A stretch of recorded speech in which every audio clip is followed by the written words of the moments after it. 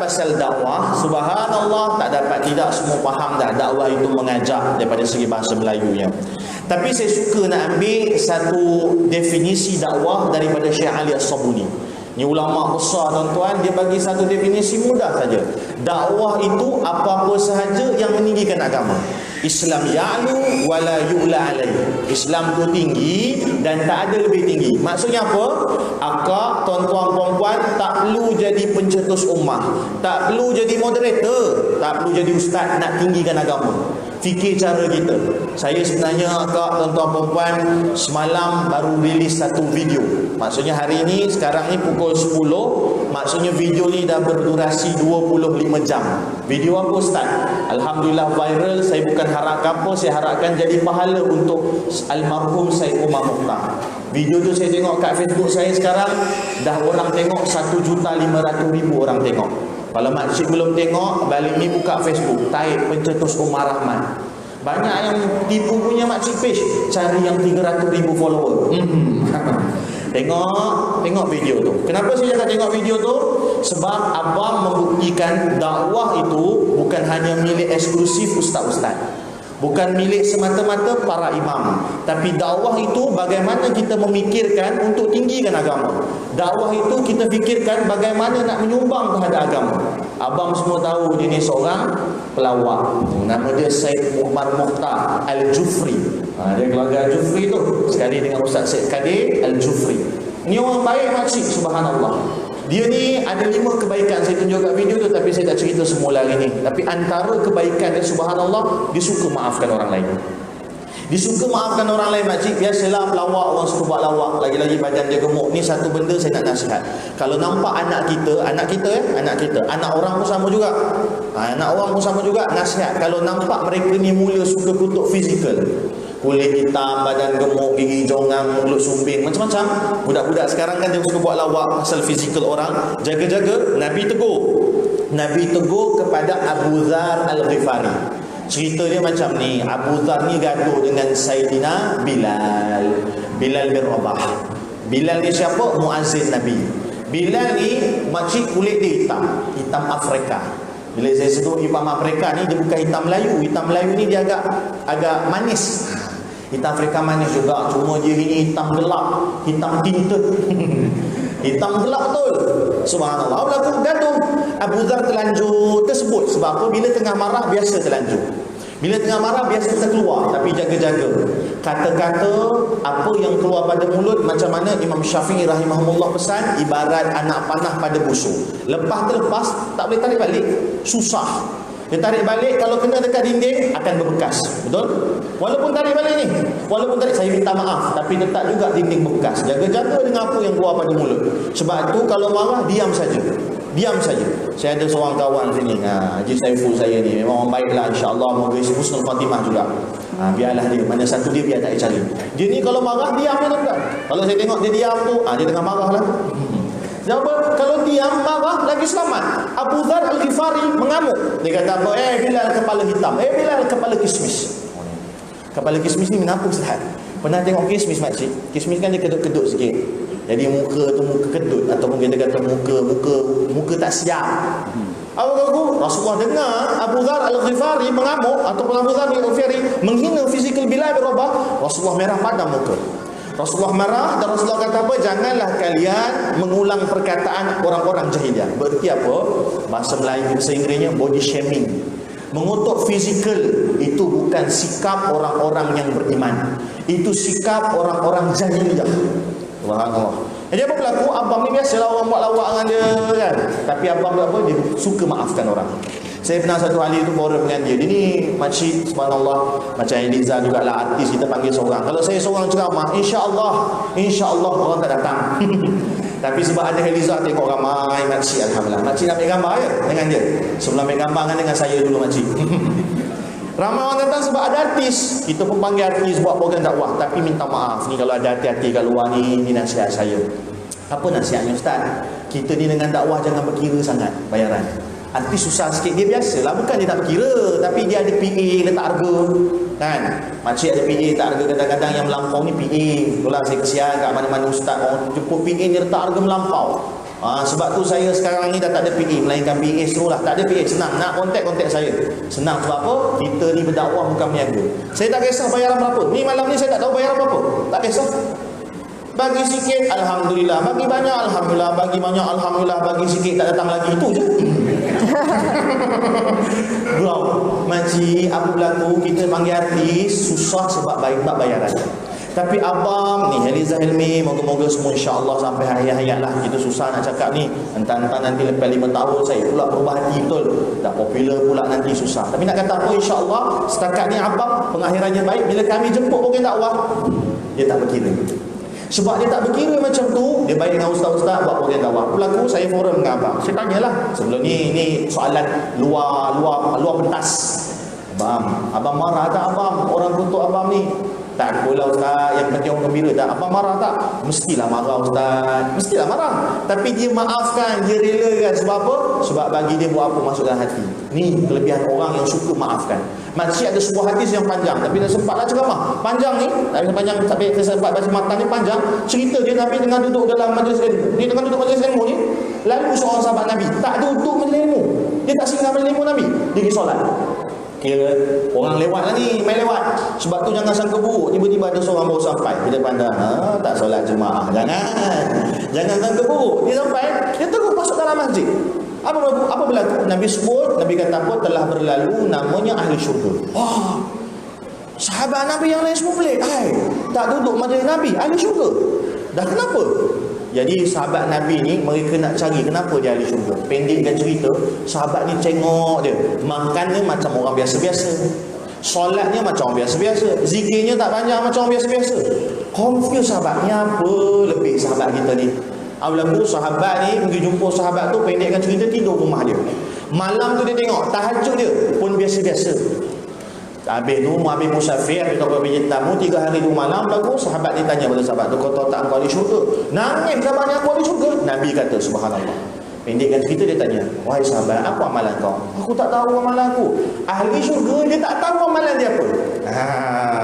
Ni kita jangan syok sendiri ni. Wah, aku kemah ni pengusi masjid Jawahir contoh jadi kemah ni insya-Allah syurga budak. Oh kemah ni piu.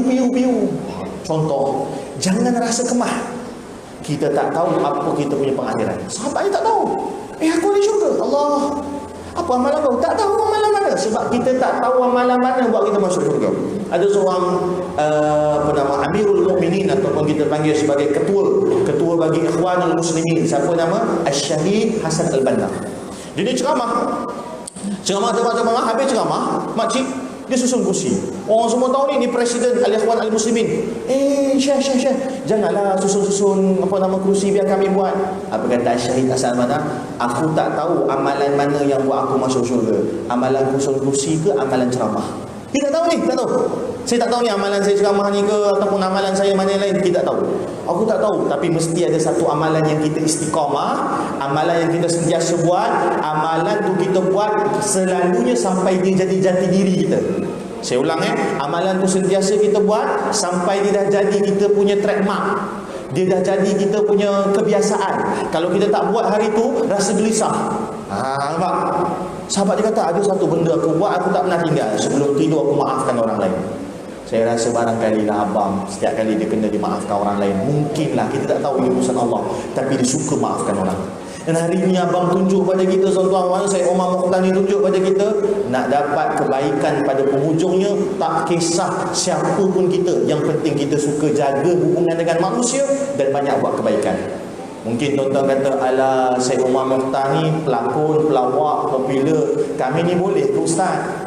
Saya tengok video saya tu 1.5 juta. Ada juga seorang ni jenis haters. Tahu haters makcik? Haters ni dia pakai nama dia kacamata lalat. Mata dia mata lalat. Tahu mata lalat?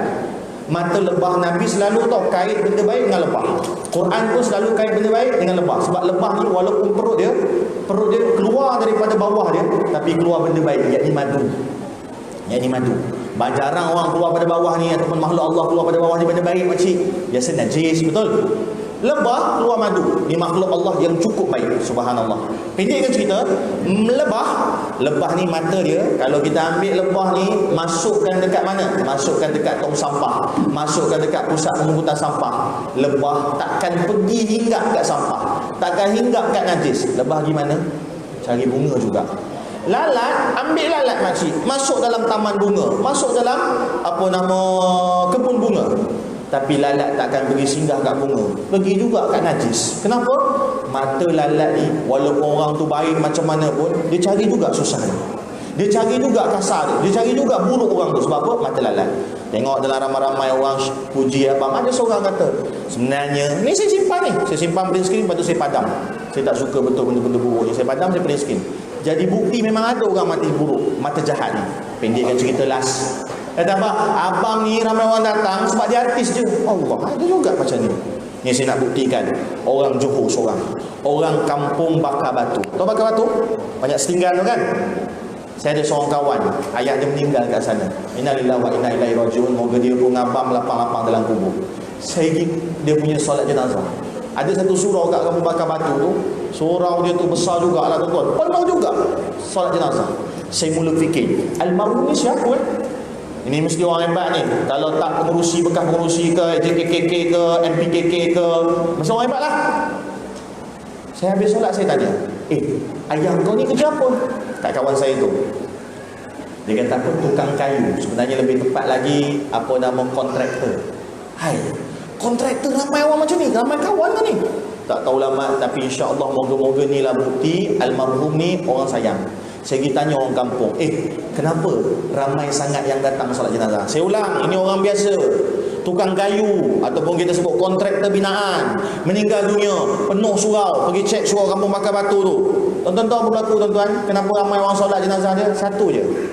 Rumah kat kampung Bakar Batu tu, rumah setinggal, rumah kayu tu, hampir semua rumah ada air tangan almarhum. Kenapa? Dia betulkan pintu, betulkan atap, dia terkenal kebaikan daripada orang lain. Inilah hablum minan nas. Dia buat gaya dia, cara dia untuk menyumbang. Dia tak perlu ceramah, ambil mikrofon. Biar saya seorang tuan-tuan. Kalau ramai sangat penceramah, susah cari makan. Contoh, tuan-tuan buatlah kerja tuan-tuan perempuan. Berapa ramai orang, ni saya nak cabarlah, berapa ramai orang tak payah tunggu AJK masjid cuci tandas, pergi pagi pukul 3 pagi, 4 pagi, pergi cuci tandas kita, tak perlu disuruh. Tuan-tuan tahu dekat Bangi, saya dah sebutlah nama masjid tu. Masjid tu subhanallah, baru sedar siapa yang cuci tandas masjid tu. Sebab apa? Selama ni mesti tandas bersih, lepas orang tu meninggal. Dekat Masjid As-Samah, saya lupa. Masjid ni tak payah bayar bil elektrik dululah. Sebab apa? Sebab ada seorang makhluk Allah ni, hamba Allah ni, dia kautim dengan apa? TNB. Orang yang macam ni, kau datang bagi saya, jangan bagi orang. Tapi jangan bagi orang, saya akan bayar.